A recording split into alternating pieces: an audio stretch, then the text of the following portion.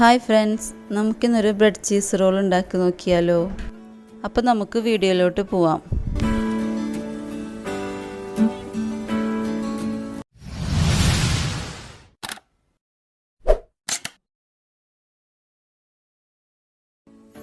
ഇതിനു വേണ്ടി ആദ്യം നമുക്ക് സവാള വഴറ്റിയെടുക്കണം.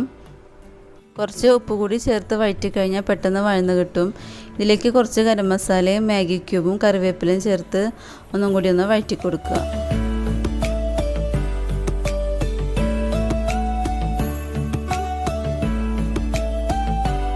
ഏകദേശം ഒരു ബ്രൗൺ കളർ കിട്ടിക്കഴിഞ്ഞാൽ ഇതിലേക്ക് കപ്സ മസാല ചേർത്ത് കൊടുക്കുന്നുണ്ട്.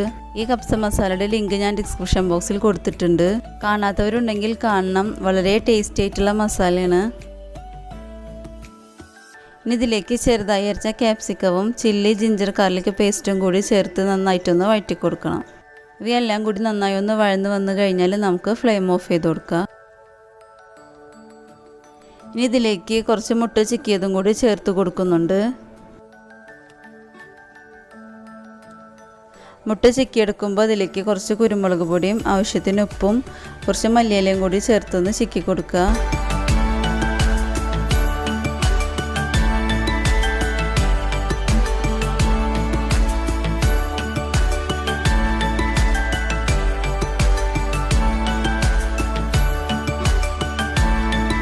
ചിക്കിയെടുത്ത മുട്ട ഇനി നമ്മൾ തയ്യാറാക്കി വെച്ച മസാലയിലേക്ക് ചേർത്ത് കൊടുത്ത് എല്ലാം കൂടി ഒന്ന് മിക്സ് ചെയ്ത് കൊടുക്കണം.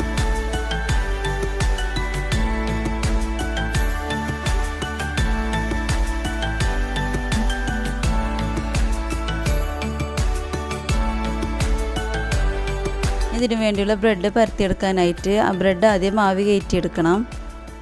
എന്നിട്ടൊരു പത്തിരിക്കോലിൽ വെച്ചിട്ട് ഇതൊന്ന് പരത്തിയെടുക്കണം.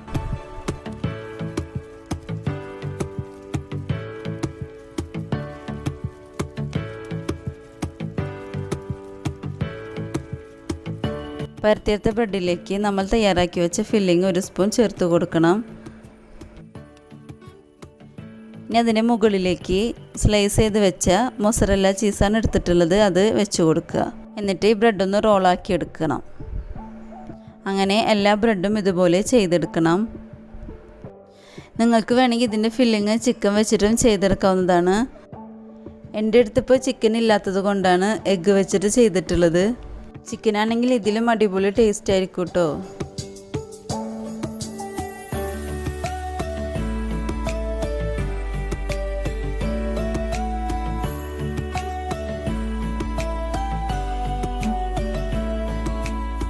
ഇങ്ങനെ എല്ലാ ബ്രെഡും ഞാൻ റോൾ ചെയ്തെടുത്തിട്ടുണ്ട്.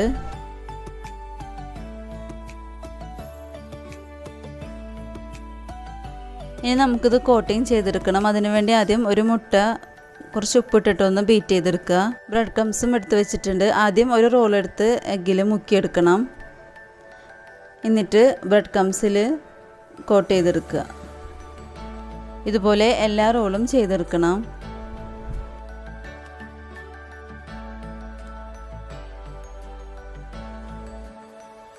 കോട്ടിങ് ചെയ്ത് കഴിഞ്ഞാൽ ഒരു 10 മിനിറ്റ് ഫ്രീസറിൽ സെറ്റ് ചെയ്യാനായിട്ട് വെക്കണം. ഒരു ക്രിസ്പി കിട്ടാൻ വേണ്ടിയിട്ടാണ് ഇങ്ങനെ ചെയ്യുന്നത്. ഇനി എല്ലാ ബ്രെഡും ഇതുപോലെ ചെയ്ത് കഴിഞ്ഞാൽ നമുക്ക് ഫ്രൈ ചെയ്തെടുക്കാം. എണ്ണ ചൂടായി കഴിഞ്ഞാൽ ഇതിലേക്ക് എടുത്തു വെച്ച ബ്രെഡ് റോള് ഇട്ട് കൊടുത്ത് തിരിച്ചു മറിച്ചൊന്ന് മുരിച്ചെടുക്കണം.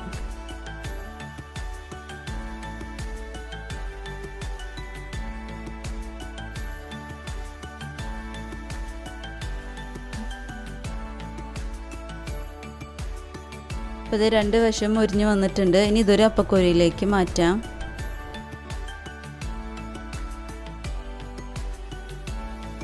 അങ്ങനെ നമ്മുടെ ബ്രെഡ് ചീസ് റോൾ ഇവിടെ റെഡി ആയിട്ടുണ്ട്. ഇത് ചൂട്ടോടുകൂടി കഴിക്കാനായിട്ട് ശ്രദ്ധിക്കണം. ചീസ് ഉപയോഗിച്ചിട്ടുള്ള ഐറ്റംസ് നമ്മൾ ചൂട്ടോടു കൂടി തന്നെ കഴിക്കണം. അതാണ് അതിൻ്റെ ടേസ്റ്റ്. മാത്രമല്ല മൊസറല്ല ചീസ് ഹാർഡായി പോകാനുള്ള സാധ്യത ഉണ്ട്. ഈ റോള് നിങ്ങൾ തീർച്ചയായിട്ടും ട്രൈ ചെയ്ത് നോക്കണം. വളരെ ടേസ്റ്റ് ആയിട്ടും വളരെ ഡിഫറെൻ്റ് ആയിട്ടുള്ളൊരു സ്നാക്കാണ്. ഇഷ്ടപ്പെട്ട് കഴിഞ്ഞാൽ ലൈക്ക് ചെയ്യുക, ഷെയർ ചെയ്യുക. നിങ്ങളുടെ അഭിപ്രായങ്ങളൊക്കെ ഫീഡ്ബാക്കായിട്ട് തന്നെ അറിയിക്കണം.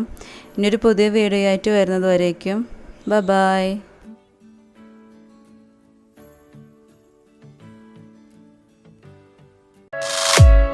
you.